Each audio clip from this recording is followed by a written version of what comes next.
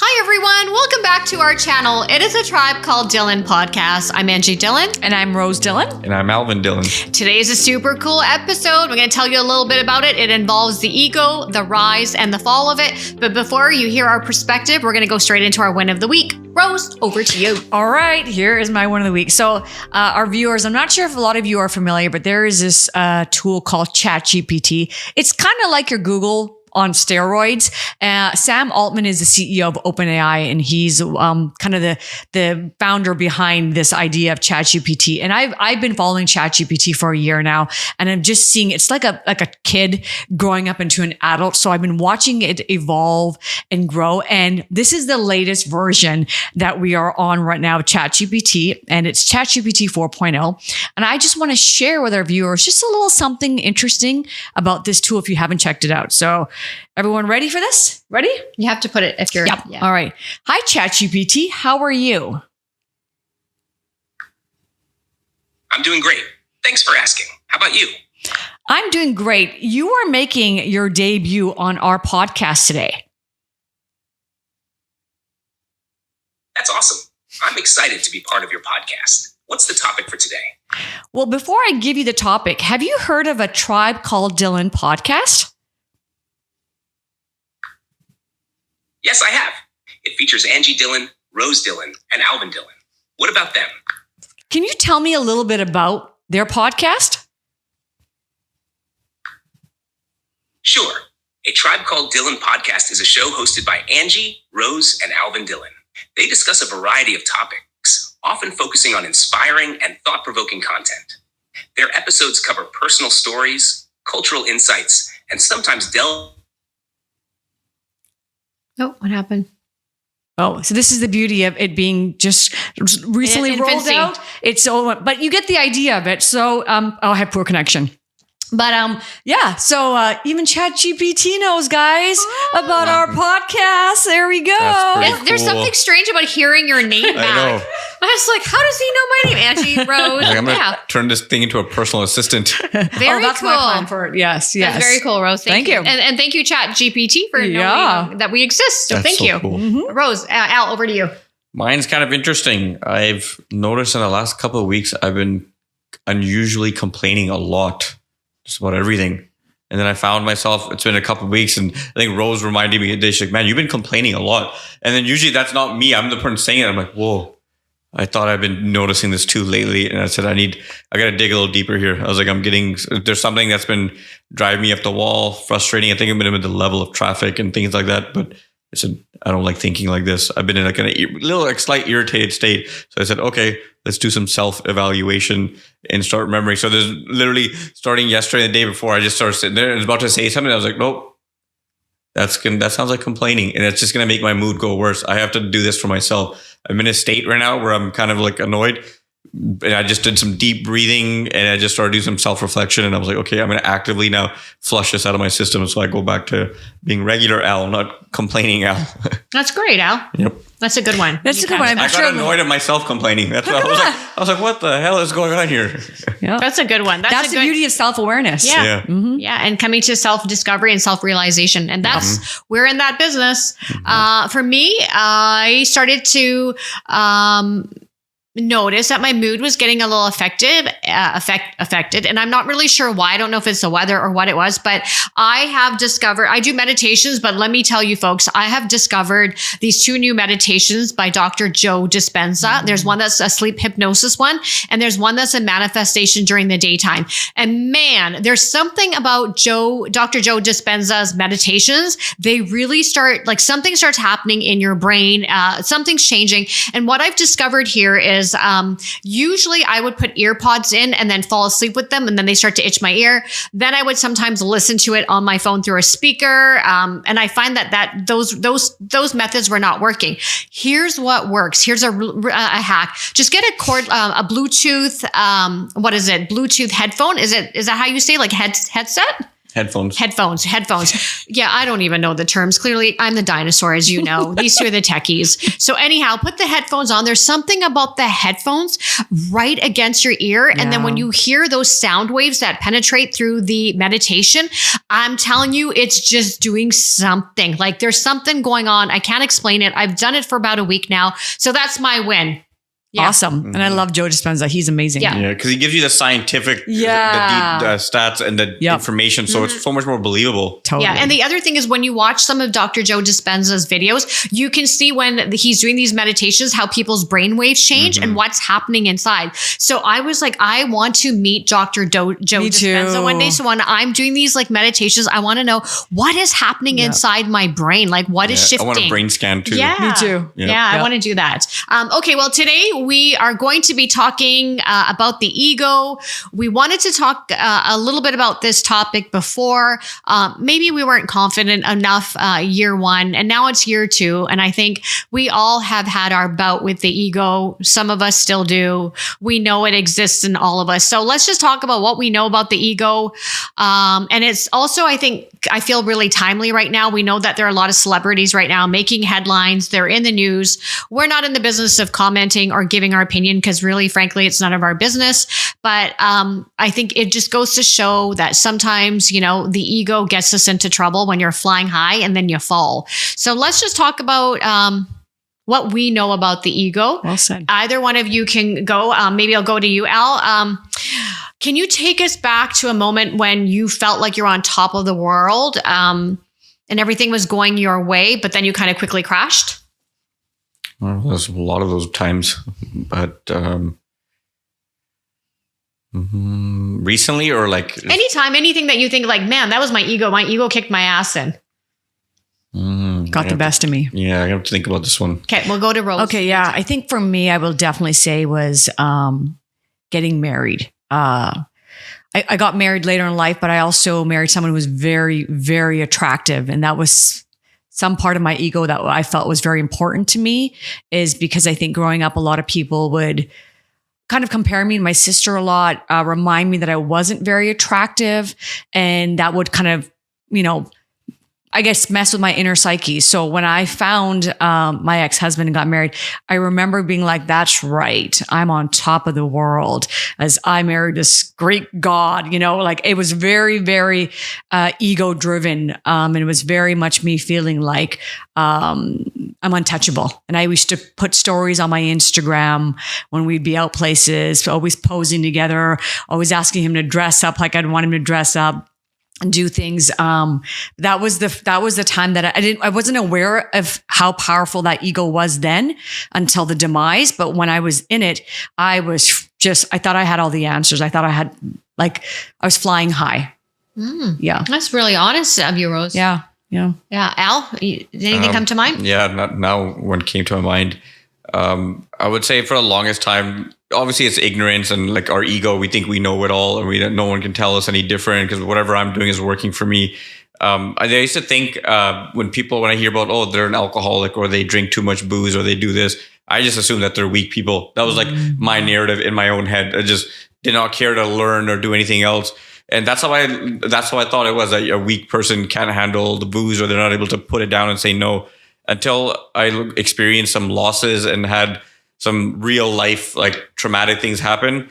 And then I found myself turning to the bottle to numb whatever's going on inside of me. And then it was little bit by little bit where eventually I realized, and it was just literally at the start of the pandemic when it happened. So you got the pandemic, all these losses, all these other things compounding. And during that time, I wouldn't have thought like, I had a drinking problem, because when you're laid off and the entire world is laid off and there's nothing to do and you're getting half price on booze and you wake up in the day and you can't go anywhere, you can't do anything. You can only kind of go hang out with a few friends here and there and hope no one's sick. You started drinking a lot, and then days turn into nights, nights turn into days. And it was just a lot of drinking. And then I found myself like, I can't just stop. The withdrawal symptoms are so hard.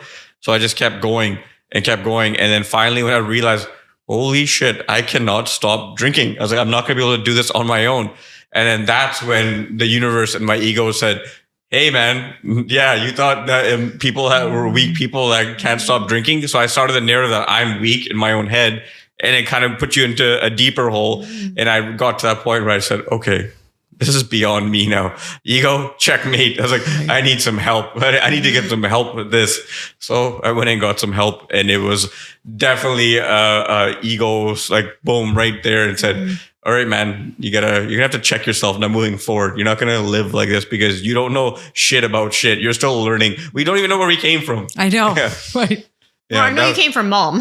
Well, from monkeys. You don't even know how we came onto this planet. Yeah. Nobody even knows how this planet works. Yeah, how it like the evolution of the human species. Yeah, we don't even like how to figure out anti-gravity. Those kind of, you know what I'm saying? Like we're still Neanderthals, and but it's our brain, but it's a default to say like if you think something's working for you this little small period of time, you think you know it all now. You think this is the formula. This is what's gonna work, and it doesn't work. And that's a dangerous place to be. Yeah. So honestly, I was glad for that though, because it helped me kind of just put my ass in check. Good for you. And now I'm like 2 years sober. So good for you, Al. Yeah. It's I like to say the ego is the asshole in us. Yep. That's what I say. The ego is that asshole, that cocky person in there that we all have one. So for those of you that are listening that you're younger, you're like, what is this girl talking about? You will meet the asshole side of you one day. I don't know when. Sometimes when you're young, you don't understand that, hey, there is another voice that speaks to you. Often I started to realize that I think when I hit around 35, I was doing some weird stuff, some questionable things. And I'm like, and I just wasn't happy. I wasn't in a happy state of mind. And that's when I just started to realize that when you're in a really low place, that's when these thoughts come into your mind, and it's your ego playing games with you, because we've got two sides. They always say, like the devil and the angel. So the angel is always going to want to, tread carefully and do good things, but the devil is the ego, and it's the one that's going to screw you in the end. But when you're in it, you don't think you're going to get screwed, because you're like, I'm flying high. I'm going to do whatever I want. But then when you fall, that fall comes at a price. And often it's, your ego now looking back and saying, why'd you listen to me? You shouldn't have listened to me. So for me, that's been a lot of my early years. And I think it's also because I didn't have a lot of friends. I, didn't always pick the best relationships. And I think I was frustrated with myself often. And the ego just always got the best of me. I was a young firecracker, like most women and most guys in your 20s. You got an abundance of estrogen, testosterone, and progesterone. And you're like, man, I'm unstoppable. But life checks you. And when life checks you, that's when you have, you're at the crossroads between what path do I want to take? Do I want to continue being an asshole and lead with my ego?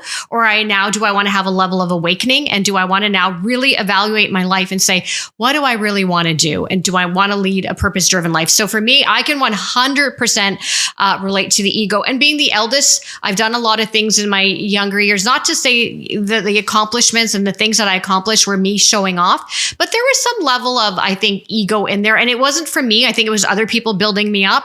But those kinds of things get to your head because you think you're flying high. And then when you kind of fall and you make some choices in life where people now question you, you're like, you were doing so well. What happened? That's your checkmate. So, ego, it's that dance that we're going to continue doing with the ego. And I can talk about this subject for a long time because I think we finally have humbled ourselves enough to now say that I don't know anything. But all I know is that I got two voices in my head and I need to figure out which is the strong one that's going to get me to the right place at the right time. Yeah. Go well said, Angie. Thanks. Okay, let's just say here. So when we say ego, that's obviously there's a level of confidence, right? That comes with ego. But what's the fine line between confidence and cocky, do you feel? Or is there a fine line? Or are they both connected or in disguise? That one's hard because you're right. Like I'd say I'm pretty confident in myself, and that took a lot of work though.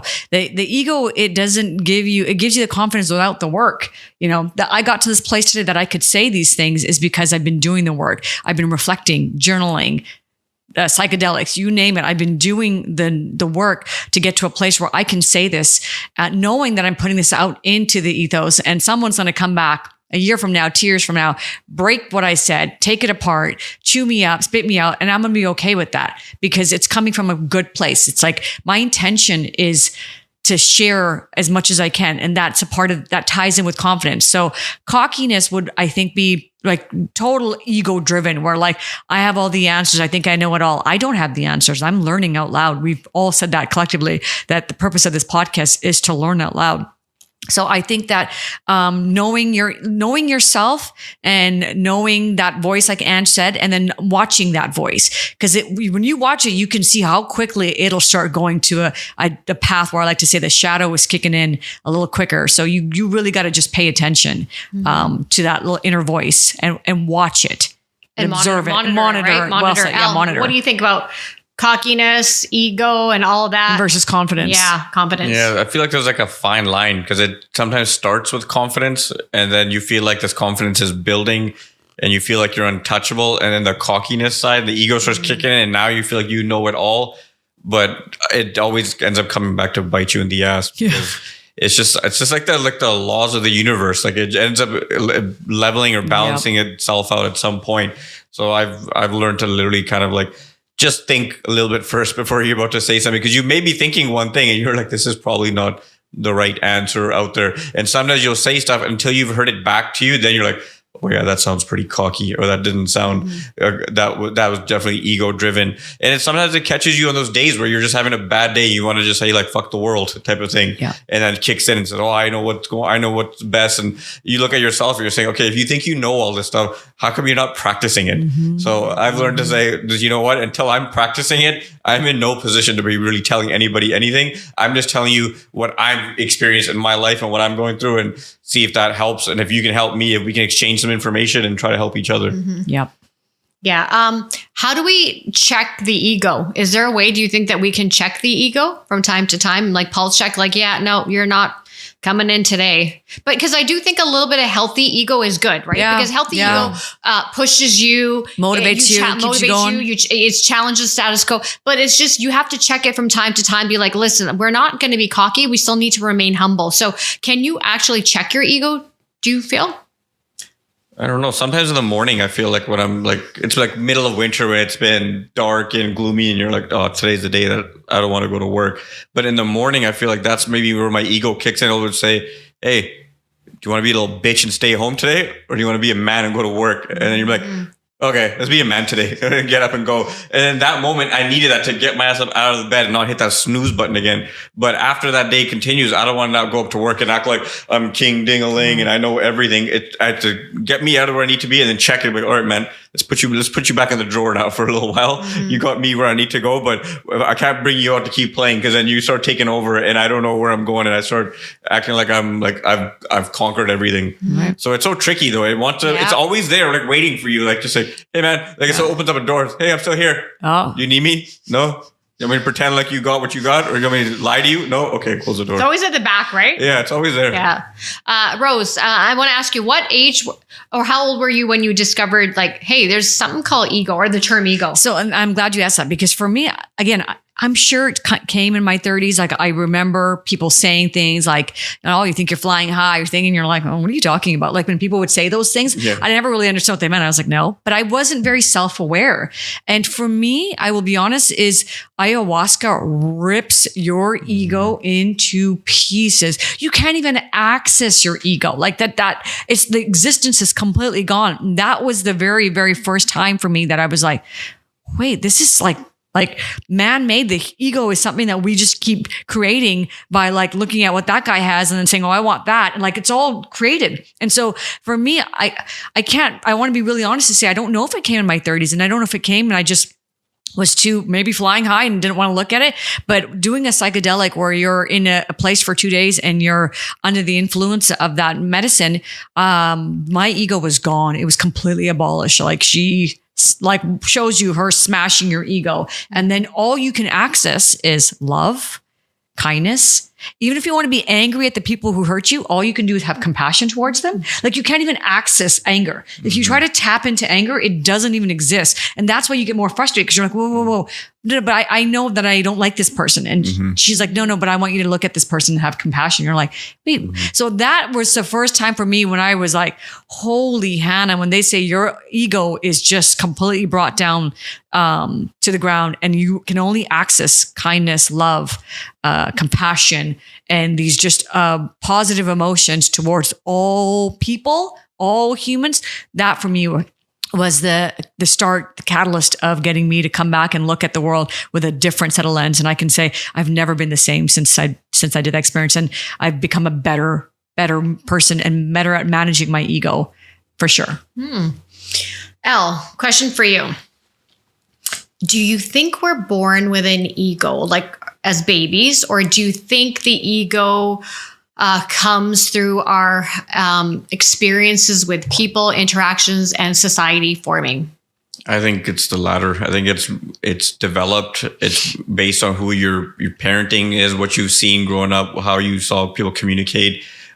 And I think that's how it's influenced on you. I think like just all babies are always born like pure. It's what they've been taught, what they've been exposed to, what kind of lifestyle, what kind of trauma they saw. And then that starts forming how they see the world. And like they either look at it as like I'm a victim or I'm going to be a predator, or whatever they're seeing is what they're absorbing. And that's why they say it's the formative years. Those first 7-8 years are so important. And I don't feel like they're born with it into this universe. Yeah. I'm going to add what Al said, because I think generational trauma is also something that people don't, we don't talk about enough. We don't get enough education on that, but that's something that I started delving into as I've listened to a lot more psychologists, is that really does play a part on the next generation of people who develop their ego. Is if there's a lot of trauma and it just keeps getting passed down, the likelihood of you really, maybe empowering your ego probably will be much, much higher. That's really interesting. You both just taught me something right now. And I don't know why when Al said that, you said that I don't think it's you're born with it, because babies are pure. It's like your life experiences. I watch a lot of these like true crime stuff, like Jeffrey Dahmer. Yeah, you love that stuff. I don't know why. And I think you're right, Al, because I don't think those two were born that way. I think, or could they have been born that way? I do think for both of them, they had some level of trauma. But I'm always fascinated when I hear about serial killers and things like this. It's like, were they born this way? Yeah, I think some situations maybe they're born where they're like a little bit of a darker soul came into them when they were being born, and they got like they're not seeing certain, like what they say, they're not seeing certain lenses of people and the way they're seeing it. They're seeing them in a dark way. Like they think like, hey, everyone's after me type of thing. But I also think that's a small percentage. I just think because every single human being has an ego that we're all battling, I think that came from us being visual people of seeing, oh, look, they have this and we don't have this. We start comparing ourselves and we go down this rabbit hole of, and then you start saying, if I don't have that, at least I can lie to myself and pretend like I'm better than that person, because it just goes back and forth. And it's almost like you're feeding it. And the ego wasn't that big, but then all these little things you're doing, you're feeding it. And now the ego's taken over and your logical, good-hearted side is getting put to the side, and this guy's starting to take over. And that's like when you work with people and you say, man, that guy's a complete dick, because you can see when you communicate with that person, he's running with his ego. There's no like neutral balance anymore. There's no balance anymore. Yeah. He's not even a good person to talk to, even like a wealth of knowledge. You're just like, oh my God, I don't even want to learn from this guy. I don't want to even ask him anything because he's just a fucking dick.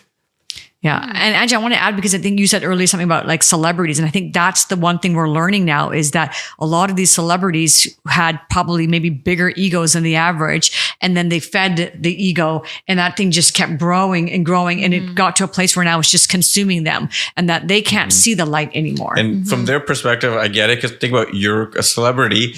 Your entire crews wait for you to show up on set, and everything revolves around you, and the world wants to know what you're saying.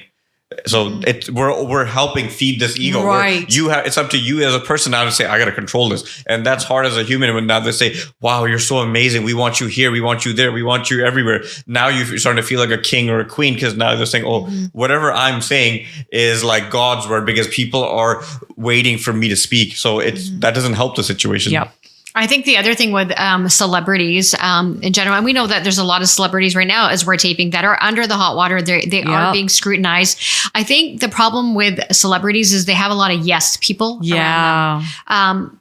Yes, people need to start becoming those no people and checking them back. And, if you hurt someone along the way, or if you upset someone's feelings just by having integrity. But I think it's just that culture around celebrities. Everyone is a yes yes person to them. Because they can remove you if you're not a yes and then person. that fuels their ego, and it fuels them to being bigger and better and think they're invincible. But what's the fine line, and how do we do the dance of checking the ego but staying humble and finding humility? Like, do you think like we can actually coexist with the ego and humility? Yeah, you have to know people in your life. I mean, I think that time of my life when I was a little arrogant and flying high, you two both had brought that to my attention.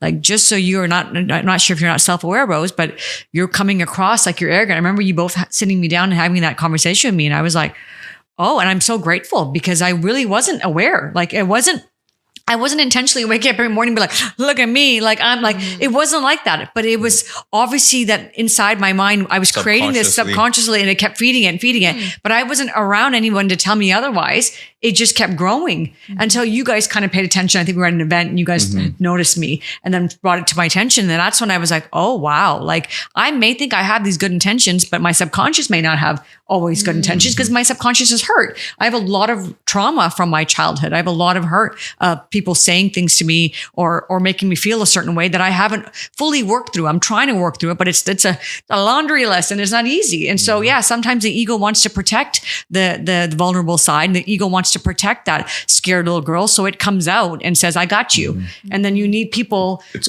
compensating for the insecurities. Yeah. Like you guys told me the same thing. You need people like us to check each other. Otherwise, I was saying the same thing. As this podcast grows, I was like, we're all going to have to check each other to make sure our egos don't start flying away on us. And we think like the set does not start until I'm there or things like that. And you're like, this is not going to work. We have to, you got to stay humble. Otherwise, what is the point of us doing all this stuff? Because we're trying to help people. And then we're going to say, oh, we got to that level where now we're untouchable and no one can near us. That's not the point of it. Like, I think it should never be the point. Even if you are a singer and you're a great singer and you're performing, I think nobody should be praising you. Your music is inspiring these people to do something with their life. Your lyrics are inspiring people. Your words are, you shouldn't be going there to be like, I want people to praise me. Like, that's never a healthy place to be. It's a side effect of it because you're doing so when you're doing it, you're touching people's soul and people feel connected. By default, we want to praise you, but it's up to you, the person, to say, okay, I got to take all this love and I got to use it, but not let it inflate the ego. Because then the ego goes, and then now that person who was so loved is now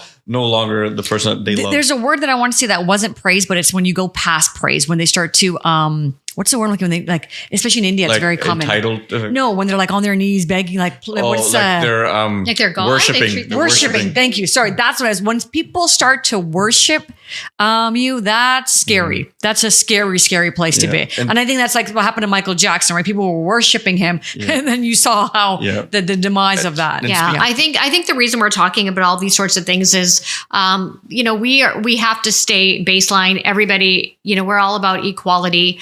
And ego is a really big thing that it causes a demise of people. And the reason I'm also bringing it up is because we're all working class people. And we go into the offices, we have interactions with colleagues and, managers and directors and VPs. And we know often, there's a lot of egos involved. And I think for us to start having these types of healthy conversations about how do we deal with someone that has an inflated ego, or, you don't want to go into the office. And these are things that I think as we start continuing to raise the global vibration and we start talking about things about emotional intelligence, I think that's when things will start to shift and change, because I think the next generation, more so than our generation, the next generation does not put up with shit. And I really admire that about them. I've seen them come into the workforce. I've seen them go within 2 weeks, within a month. And I'm like, damn, I'm still here 16 years later and putting up with this shit. So I think there's going to be we're going to see the tide turn on this subject. But I wanted to just bring it up for us to have this conversation on what we think about the ego and,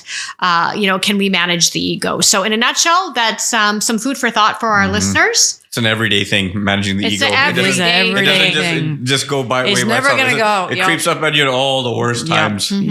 Yeah. And for some people that say, hey, I don't have two people, there's no one that talks to me. We all have two people. You just might not be tapped into it, or you are strong enough in your presence that you've silenced or suppressed that voice, but it's there lurking around in the background. It's called ego. And if you're saying that and you don't recognize it, it's probably your ego talking. That's a good one. Okay, well, with that said, that was our Flying High, the rise and fall of the ego episode. Just wanted to share our perspective on this subject, just because the three of us were talking about it for some time, and I I said, hey, let's just table an episode and let's just get our thoughts out there. So with that said, thank you for tuning in to our channel today. The tribe is going to be back next week. Think about your win of the week. Check us out on our social channels. We're doing some really crazy and some fun stuff, and hope it inspires you.